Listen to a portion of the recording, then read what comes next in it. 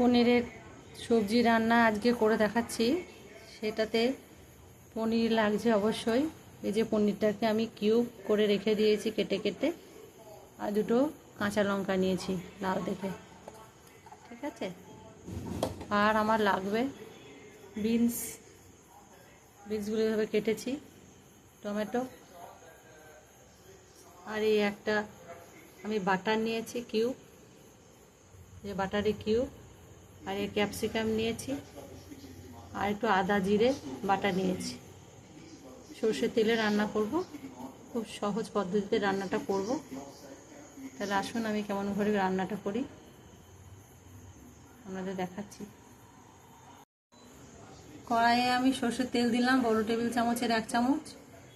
তেলটা একটু গরম হয়ে যাক, এতে একটুখানি আমি জিরে দিয়ে দেবো ফোড়নে, জিরে ফোড়ন, আর দেব কাঁচা লঙ্কা, দুটো দেখিয়েছিলাম কাঁচা লঙ্কা।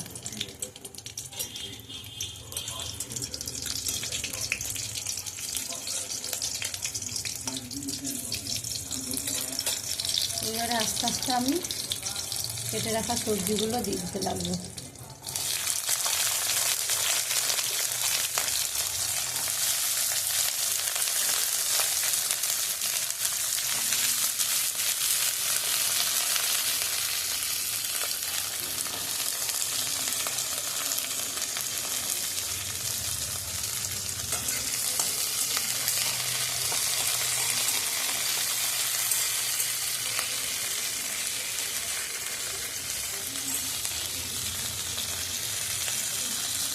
খুব সোজা রান্না, এটা চট জলদি হয়ে যায়। দেখুন জিনিসের রঙগুলো একটু সবুজ থেকে চেঞ্জ হয়ে যাচ্ছে না। এরপর আমি দিয়ে দেবো এতে ক্যাপসিকামগুলো।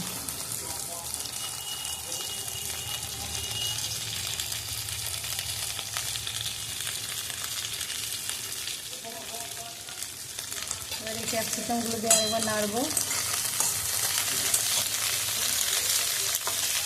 ক্যাপসিকাম একটু সামান্য কালারটা পাল্টালেই তারপর আমি টমেটো দেবো। এবার দেবো টমেটো।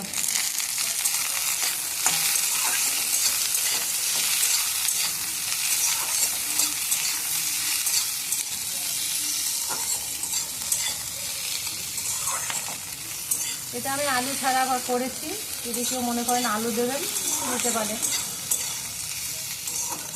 আলু দিয়ে দিলেও খেতে ভালো লাগবে।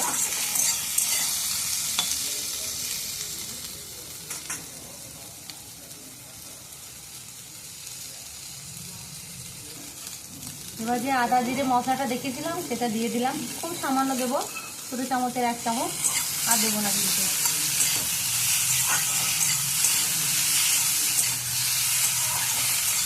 আমি এটা বাটা মশলা দিয়ে এসেছি, আপনারা যদি মনে করেন গুঁড়ো মশলা দেবো দিতে পারেন।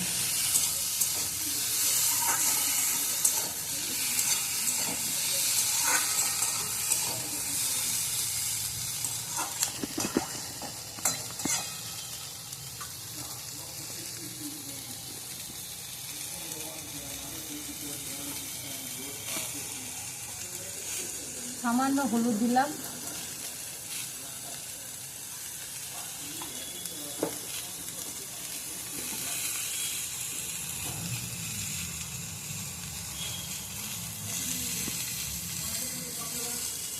আর সামান্য 1 চামচের মতো লবণ দিলাম। স্বাদ অনুযায়ী সবাই লবণ দেবেন।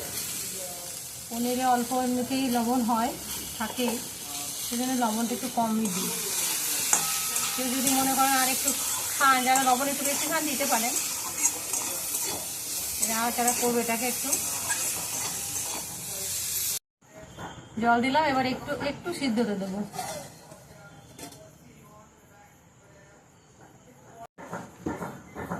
এবার ঢাকাটা খুলে দেখি একটু। হ্যাঁ দেখুন, দেখে তো মনে হচ্ছে অনেকটা সিদ্ধ হয়ে গেছে। হ্যাঁ, ক্যাপসিকামটা আর একটু হবে, ঠিক আছে। আমার কাছে হয়নি রান্নাটা, যদিও হাফ হয়ে আছে। এই সময় আমি পনিরগুলো দিয়ে দিই।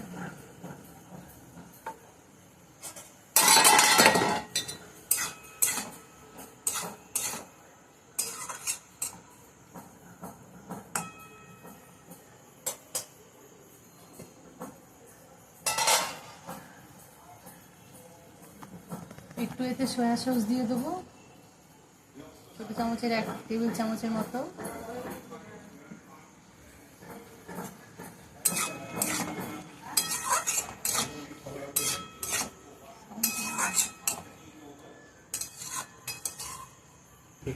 এবার এতে আমি একটু কাশ্মীরি লঙ্কার গুঁড়ো দিয়ে দিচ্ছি, ছোটো চামচের 1 চামচ মতো দিয়ে দিলাম কাশ্মীরি লঙ্কা গুঁড়ো।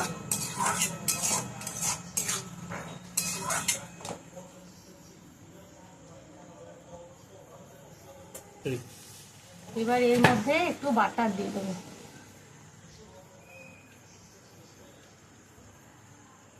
দিয়ে দিলাম বাটারটা। এটা গলে যাক। আমার তরকারিটা কিন্তু রেডি হয়ে গেছে, যেহেতু একটু মশলা বাটার দিলাম আর সামান্য একটু জল দিয়ে ঢাকা দিয়ে দেবো আর একবার, সামান্য জল 1 চামচ। এবার একটু আরেকবার চাপা দিয়ে ফিরে আসছি। আমার পনিরের তরকারিটা দেখুন একদম হয়ে গেছে। এবার এটা আমি একটা জায়গায় নামিয়ে নেব। আমি দেখুন তরকারিটা নামিয়ে রেখেছি একটা জায়গায়, সামান্য উপরে একটু বাটার দিয়ে দিয়েছি। বাটারটা আস্তে আস্তে গরমে গলে যাবে। খেয়ে আপনারা দেখবেন তরকারিটা খুব সুন্দর হয়, বাড়িতে বানাবেন, খাবেন। ভিডিওটা ভালো লাগলে লাইক শেয়ার সাবস্ক্রাইব করে দেবেন সবাই, ঠিক আছে? আর আবার নতুন কোনো রেসিপি নিয়ে আসবো। আজকের মতো সবাই ভালো থাকবেন, সুস্থ থাকবেন, ঠিক আছে? টাটা।